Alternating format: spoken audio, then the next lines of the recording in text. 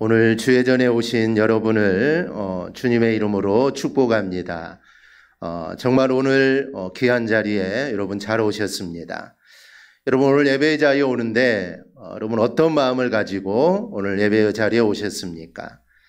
아마 우리 대부분의 성도들은 즐거운 마음으로 또 기쁜 마음으로 오늘 이 자리에 오신 줄 믿습니다. 하지만 오늘 예배를 내가 드리러 가야 할지 아니면 다른 일을 해야 할까 아마 고민하다가 오신 분들도 있을 겁니다. 하지만 어떤 마음으로 내가 이 자리에 왔든지 이 시간 하나님의 은혜가 우리의 심령 위에 풍성하게 임하기를 축복합니다. 오늘 정말 결정을 잘 하신 겁니다. 오늘 이 한 시간의 예배가 여러분의 인생을 바꿀 예배가 될 줄 믿습니다. 하나님께서 바로 그렇게 역사하십니다. 12년 동안 혈류증으로 고생하던 여인이 있었습니다. 여기서 혈류증이라는 것은 우리가 아는 지혈이 잘 안 되는 병을 의미하는 게 아니라 일종의 여성 질환으로 하혈이 종종 일어나는 이 질병입니다. 이 여인은 12년 동안 이 병으로 고생을 했고 아무에게도 고침을 받지 못했습니다. 많은 의사들을 찾아갔지만 고생만 더하고 재산만 날렸지 오히려 더 병이 악화되고 있을 뿐입니다. 여기에다 이 여인을 더욱 힘들게 하는 게 있습니다. 그것은 바로 혈류증에 대한 사람들의 시선입니다. 구약성경 레위기 15장에 보면 이 혈류증과 같은 유출병에 대한 규례가 나와 있습니다. 거기에 보면 이런 병에 걸린 여인은 부정한 여인으로 취급을 받습니다. 사람들과의 접촉이 일체 금지됩니다. 심지어 그녀가 만진 물건이나 그릇도 모두 다 부정한 것이 되어서 깨트리거나 정결하게 해야 합니다. 사람들은 그녀를 멀리하고 심지어 가족들과도 함께 살 수가 없습니다. 사람들로부터 외면을 당하고 소외되는 그런 아주 괴로운 질병입니다. 그러니 이 여인은 사회적으로 또 종교적으로 격리되어 죄인 취급을 받으며 살고 있습니다. 그러던 어느 날 예수님의 자신의 마을에 지나가신다는 소문을 듣게 됩니다. 그래서 이 여인은 아마 고민을 했을 겁니다. 내 병을 고칠 분은 예수님밖에 없는데 내가 어떻게 해야 할까? 내가 마을로 들어가야 할까? 그러면 사람들이 쳐다보게 될 것이고 아마 어떤 사람은 돌을 들어서 나를 치려고 할 텐데 내가 어떻게 해야 될까? 아마 그녀는 고민을 많이 했을 겁니다. 하지만 그녀는 마을로 들어가기를 결정을 하죠. 그리고 사람들 사이를 비집고 들어가서 예수님의 옷자락에 손을 댑니다. 그러자 그의 병이 아주 깨끗하게 나음을 받습니다. 이 여인은 아주 참 잘한 결정을 한 겁니다. 만약 마을로 들어가지 않고 예수님의 옷자락을 만지지 않았다면 그녀는 아마 평생 동안 이 혈류증으로 고생하며 그녀는 살았을 겁니다. 하지만 한순간의 결정으로 인해 그녀의 인생이 바로 바꾸어지게 되죠. 이 성경에는 나오지 않지만 이 교회의 전통에 보면 이 여인은 아주 유명한 여인으로 그녀의 이름은 이 베로니카라고 이렇게 전해집니다. 지금도 예루살렘 성지순례를 가보면 예수님이 십자가를 지고 올라가는 이 골고다 언덕길이 있는데 그 길 중간중간에 주요한 사건들이 벌어진 장소를 표시해 둔 게 있습니다. 그중 하나가 이 베로니카라는 이 여인이 십자가를 지신 예수님의 얼굴에 맺힌 피와 땀을 닦아드렸다는 그 장소가 있는데 바로 본문에 이 여인이 그 여인이라고 이렇게 전해집니다. 이 성경에는 없지만 전해져 내려오는 그런 이야기입니다. 오늘 예배가 이런 예배가 되기를 소망합니다. 주님을 만나는 예배가 되기를 바랍니다. 오늘 한 시간의 예배를 통해 정말 우리의 인생을 송두리째 바꿔놓는 그런 귀한 예배가 되기를 소망합니다. 그리고 그렇게 소망하고 바라는 여러분에게 하나님이 은혜로 풍성하게 채워주실 줄 믿습니다. 이렇듯 사람은 일평생 결정을 하며 살아갑니다. 무엇을 먹을까부터 해서 밖에 나가면서 내가 어떤 옷을 입고 나갈까, 또 카페에 가서 어떤 차를 마실까, 식당에서는 어떤 음식을 먹을까, 우리는 늘 결정을 해야 합니다. 그런데 이런 결정도 쉽게 결정하지 못하는 사람들이 많습니다. 그래서 결정장애라는 말도 이렇게 나오게 된 것이죠. 그런데 정말 결정하기 어려운 것 중에 하나가 바로 이 주식입니다. 주식을 사는 것부터가 어렵죠. 어떤 주식을 사야 할지도 모르고 어떤 주식을 사겠다고 내가 결정한 후에 어떤 타이밍에 내가 이걸 사야 할까? 어렵습니다. 지금 사야 되나? 아니면 조금 내려가면 사야 하나? 지금 샀는데 계속 내려가면 어떻게 할까? 이런 생각들이 들게 되죠. 근데 더 어려운 것은 사는 것도 어렵지만 이 파는 것, 언제 팔까? 이 파는 게 더 어렵습니다. 주식을 올라갈 때 팔아야 할까? 아니면 내려갈 때 팔아야 할까요? 올라갈 때 팔고 싶은데 이게 팔고 나면 더 올라갈 것 같기도 합니다. 내려갈 때 팔고 싶은데 내가 팔면 또 올라갈 것 같기도 합니다. 그래서 이 주식은 사는 것도 어렵고 파는 것도 어렵습니다. 그래서 가장 좋은 방법은 안 하는 게 좋겠죠. 그런 고민하지 마시고 안 하는 게 가장 좋습니다. 주식만이 아닙니다. 우리는 때때로 결단이 부족하여서 일을 그르치는 경우가 참 많습니다. 내가 어떤 일을 계속할 것인가 아니면 그만두고 내가 새로운 일을 시작할 것인지 어느 쪽으로도 마음을 정하지 못하고 중간에서 어쩔 줄 모르고 시간만 낭비하다가 어려움을 당하는 경우들이 종종 있습니다. 그럼 여러분 신앙은 어떨까요? 신앙은 결단한 일이 없을까요? 사람이 이 돈, 물질에 민감해서 그렇지 사실 가장 많이 그리고 가장 자주 결단해야 하는 것이 바로 이 신앙입니다. 신앙 역시 결단의 연속이라고 할 수가 있습니다. 지금 여러분의 신앙, 지금 내가 가지고 있는 신앙은 여러분이 지금까지 결단한 모습에 따라 지금의 신앙이 결정되어진 것입니다. 그냥 된 게 아니죠. 서두에서 말씀드렸듯이 오늘 내가 교회를 갈까 말까, 내가 바르게 살 것인가 아니면 내가 타협하며 살 것인가, 내가 적당히 속이면서 살 건가 아니면 내가 정직하게 살 건가. 이처럼 신앙은 여러분 결단의 연속입니다. 이 결단이 지금의 여러분의 신앙을 세워져 온 것이죠. 즉 우리의 신앙은 그냥 되어진 게 아닙니다. 내 선택에 따라 지금의 신앙이 이루어진 것이죠. 내가 선택의 기로에 서서 하나님을 선택하고 내가 신앙을 선택하고 선한 것을 선택하고 더 좋은 것을 선택하는 일들이 많았다면 우리의 신앙은 믿음 안에서도 굳건하게 서 있을 겁니다. 하지만 그런 신앙의 선택의 기로에서 내가 신앙보다는 나의 일, 내가 하고 싶은 일들, 불의한 일들 그런 일을 선택했다면 지금 나의 신앙은 온전하게 세워져 있지 못할 것입니다. 그래서 나의 선택으로 인해 우리의 신앙이 지금 세워져 있는 것입니다. 지금 여러분의 신앙을 보면서 내가 앞으로 내 신앙이 더욱더 단단해지고 내가 하나님의 뜻을 이루며 내가 살아가기를 원한다면 내가 하나님의 뜻대로 살지 못한 것들을 회개하고 하나님 앞에 다시 결단하며 우리는 나아가야 합니다. 오늘 이 예배가 이런 결단의 시간이 되기를 바랍니다. 내가 지금까지 어떻게 살았든지 그게 중요한 게 아니라 오늘 이 예배를 기점으로 해서 하나님 앞에서 바르게 서는 시간이 되기를 바랍니다. 그러면 우리가 더 나은 모습으로 하나님 앞에 서게 됩니다. 오늘 우리는 본문에서 두 가지의 결심을 보게 됩니다. 첫째는 예수님의 결심입니다. 51절을 보면 예수께서 승천하실 기약이 차감해 예루살렘을 향하여 올라가기로 굳게 결심하시고 예수님께서는 이제 승천할 날이 가까이 오자 예루살렘 성전을 향하여 올라가시기로 굳게 결심을 하십니다. 이제 며칠 후면 6월절이 다가옵니다. 6월절이 되면 이스라엘 남자는 예루살렘으로 올라갑니다.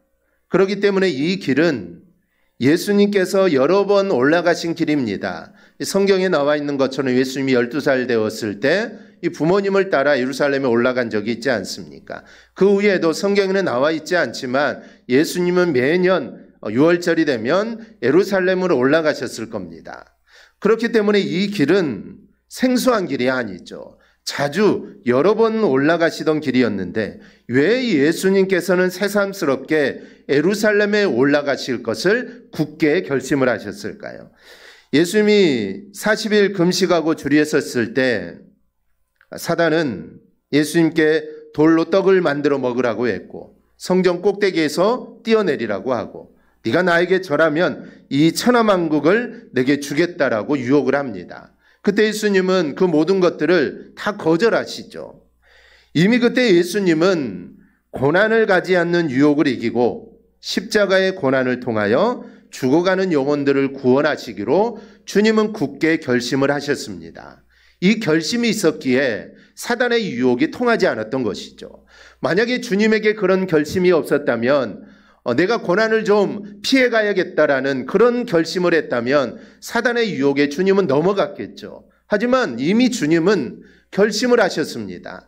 이 고난을 내가 당해야겠다. 그리고 십자가에 죽어야겠다. 그리고 영혼을 내가 구원해야겠다라는 결단이 서 있었기 때문에 이 사단의 유혹이 아무리 많이 와도 이거는 절대로 예수님을 넘어뜨릴 수 없었던 겁니다. 그런데 그 십자가가 이제 눈앞에 오게 된 것이죠. 그래서 예수님은 다시 한번 굳게 결심을 한 겁니다. 내가 십자가의 길을 가기로 했지만 이제 눈앞에 있으니 더 굳건하게 내가 한 번 더 결심하고 지금 예루살렘으로 올라가신 것이죠. 그런데 이 결심은 약해져서 다시 결심하신 것이 절대로 아닙니다. 요한복음에 보면 이때 예루살렘에서는 대제사장과 서기관들이 예수님 예루살렘으로 올라오게 될 건데 6월절이니까 분명히 예수도 유대 남자이니까 예루살렘으로 올라오게 될 텐데 그때 우리가 예수를 잡아서 우리가 죽이자라고 이미 음모를 다 꾸며놓은 상태입니다. 그렇기 때문에 예수님은 다시 한번 마음을 굳게 결심을 한 겁니다. 어떤 사람은 예수님이 자살했다라고 말하기도 합니다. 만약에 이게 자살이라면 이런 위대한 자살도 없습니다. 그래서 이런 자살을 자살이라 하지 않고 희생이라고 합니다. 여러분 누가 타인을 구하려고 자신의 목숨을 여러분 던지겠습니까? 그 길이 죽음의 길임을 분명히 알면서도 자기 스스로 선택하는 것, 그것이 바로 이게 신앙인의 자세입니다. 유대인들을 죽일 때 일부러 돼지고기를 갖다 주고 먹으라고 한답니다. 왜냐하면 유대인들은 돼지고기를 절대로 먹지 않기 때문입니다. 율법에 돼지고기는 먹을 수 없는 동물이죠. 그래서 유대인들은 돼지고기는 먹지 않습니다. 그래서 유대인들을 죽일 때 억지로 시험하기 위해 돼지고기를 가져다 준다는 것이죠. 그런데 어느 사람이 그에게 몰래 돼지고기 대신에 소고기를 갖다 주면서 이것은 사실 소고기입니다. 그러니까 안심하고 먹어도 됩니다. 라고 이렇게 말을 합니다. 소고기니까 먹어도 되지 않습니까? 돼지고기가 아니니까 먹어도 됩니다. 그러냐 그 유대인은 아니요. 나는 그것이 소고기인 줄은 압니다. 그러나 다른 사람들은 모두 다 그것이 돼지고기인 걸 알고 있기 때문에 나는 절대로 먹을 수 없습니다. 그리고 끝내 먹지 않고 죽었다라는 겁니다. 여러분 이것이 바로 신앙입니다. 고개 한번 끄덕이거나 말 한마디만 해도 살 수 있는 길을 거부하고 죽는 것, 이거는 사실 자살보다 더 어렵습니다. 그래서 이것을 순교라고 하는 것이죠. 주기철 목사님이나 손영한 목사님도 스스로 자신의 목숨을 버렸습니다. 고개 한번 끄덕이고 모른다고 한마디만 하면은 살 수 있는 길이죠. 하지만 그렇게 하지 않았습니다. 주님이 나의 구원자가 되시고 나의 전부인데 내가 어떻게 그렇게 말할 수 있겠습니까? 할 수 없다는 것이죠. 그래서 스스로 순교의 자리로 나아가신 겁니다. 이제 예수님은 죽음의 길임을 알면서도 이제 예루살렘에 올라갈 것과 그리고 내가 올라가서 십자가를 질 것을 결심을 하십니다. 사실 예수님은 십자가를 지지 않아도 되죠. 주님은 십자가를 지실 이유가 없습니다. 그런데 예수님은 십자가의 길을 선택하고 그 고난의 길을 바라보며 굳게 결심하고 당신의 계획대로 한 걸음 한 걸음 올라가신 겁니다. 십자가의 길은 이렇게 고난의 길입니다. 예수님께서도 결심하고 그리고 또 결심해야만 갈 수 있는 길이 십자가의 길입니다. 예수님께서 그 고난의 길을 가심으로 우리가 죄사함을 받고 하나님의 자녀가 된 겁니다. 오늘 말씀에도 나와 있지만 승천하실 기약이 차감해. 이 말씀처럼 예수님은 자신이 가야 할 길을 이미 알고 계셨습니다. 죽으셔야 되는 것도 알고 그리고 부활하실 것도 알고 그리고 승천하실 것도 이미 다 알고 있습니다. 모르는 상태에서 간다면 좀 나을 텐데 다 알고 계시니 얼마나 이게 두렵겠습니까? 그런데도 올라가십니다. 그것도 주님의 시간에 맞춰서, 아무도 모르게 올라가는 것도 아니고 정해진 시간에 맞춰서 올라갑니다. 수많은 날들이 있지만 6월절에 올라가십니다. 예수님은 모든 사람의 죄를 사할 수 있는 그 죄를 속죄하기 위한 죽으시는 날짜를, 유대인들이 자신의 죄를 속하기 위해 양을 죽여 바치는 6월절로 택한 겁니다. 즉 6월절에 양을 잡는데 6월절에 그 양으로 우리 주님이 가신 것이죠. 그러기에 예수님의 결단은 위대한 결단이다라고 말을 합니다. 여러분, 계획을 세웠으면 그 계획을 여러분 실행해야 합니다. 실행하지 않는 계획은 아무런 소용이 없습니다. 아무리 많은 계획을 세우고 해야겠다라고 하지만 그 일을 하지 않으면 그건 아무 소용이 없죠. 그래서 결단이 중요합니다. 예수님은 5,000명을 먹이신 이후에 지금 최고의 인기를 누리고 있습니다. 사람들은 예수님을 메시아라고 확신을 하고 이 메시아를 우리의 왕으로 삼아야 된다라고 그들은 그렇게 생각을 합니다. 그래서 왕이 되어달라는 것이죠. 그 왕이 예루살렘으로 입성을 하시죠. 이제 다음 주가 종려주일인데 종려주일이 되면 예수님이 예루살렘으로 입성을 하십니다. 그때 사람들이 어떻게 환호한가요? 호산나 호산나, 예수님을 호산나 호산나라고 외치면서 예수님을 따르고 있습니다. 즉 예수님 우리의 메시아이고 우리의 왕이라는 것이죠. 그 왕이 지금 예루살렘으로 입장하고 있다라는 것입니다. 그래서 호산나라고 따릅니다. 그러나 예수님은 그 추종자들의 기대와는 달리 주님은 십자가를 택합니다. 왕을 택할 수도 있었지만 왕을 택한 게 아니라 십자가를 택하죠. 이런 결정을 할 수 있었던 것은 예수님의 마음에 우리들이 항상 있었기 때문입니다. 즉 우리를 사랑하시기 때문에 주님께서는 왕자를 버리시고 십자가를 택하신 결심을 하게 된 것이죠.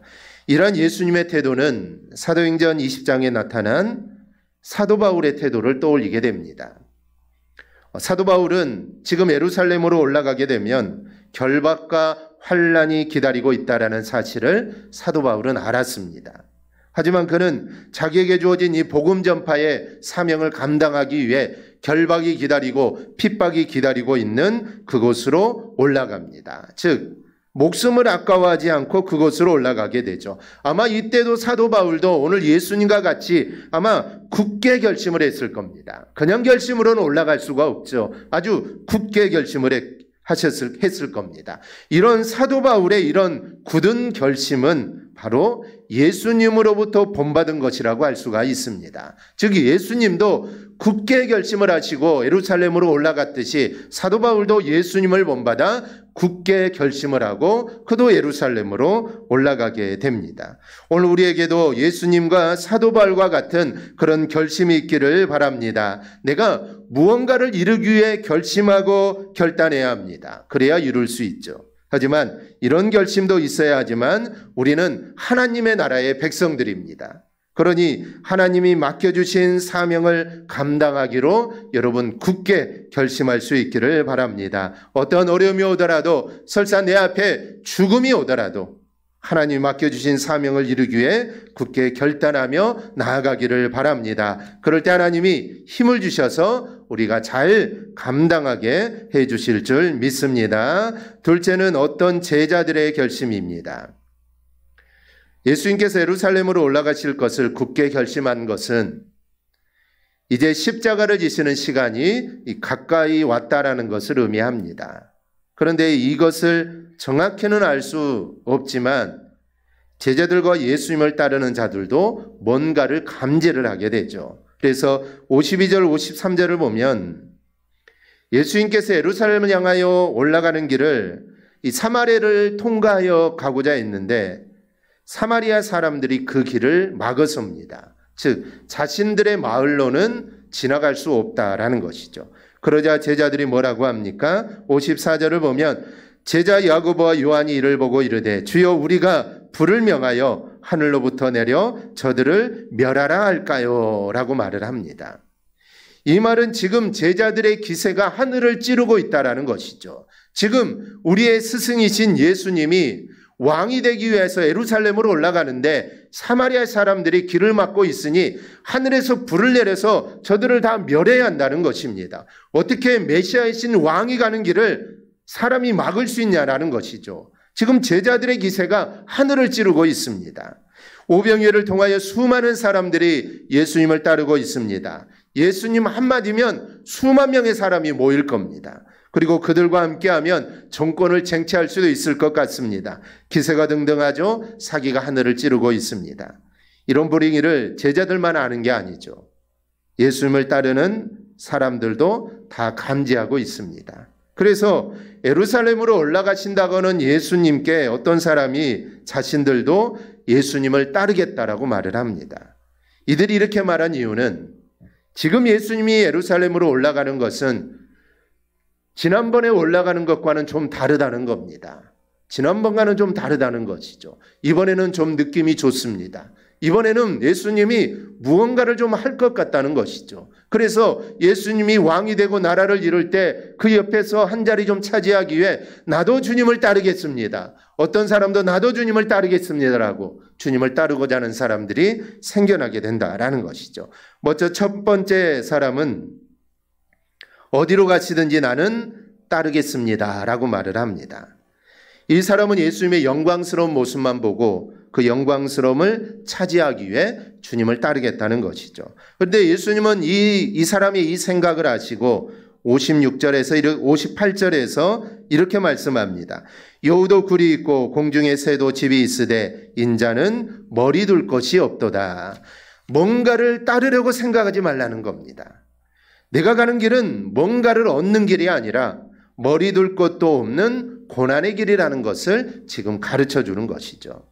여러분, 예수님을 따르는 것은 잘되고 출세하고 돈 잘 버는 길이 아닙니다.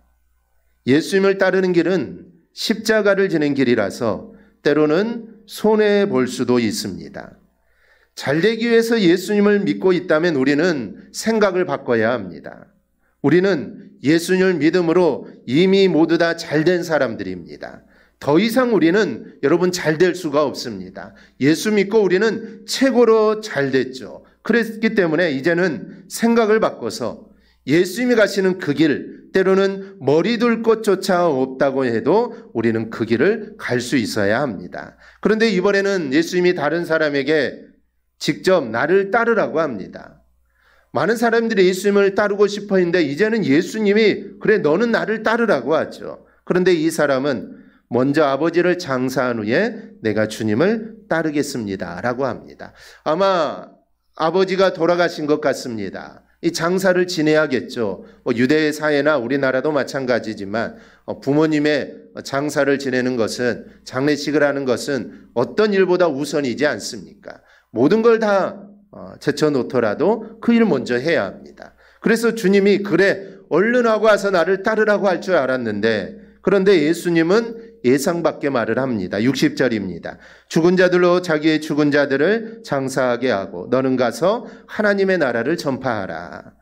이 말씀을 하신 것은 부모를 장례를 치르는 것은 필요 없다라고 하는 말씀이 아닙니다. 하나님의 나라를 전파하는 것이 그만큼 시급하다는 것을 강조하는 말씀이죠. 그리고 당시 상황을 보면 실제로 시급합니다. 예수님은 지금 이 사람을 기다려줄 여유가 없습니다. 이제 예루살렘으로 올라가게 되시면 붙잡히게 되고 고난당하시고 십자가에 달리시게 되죠.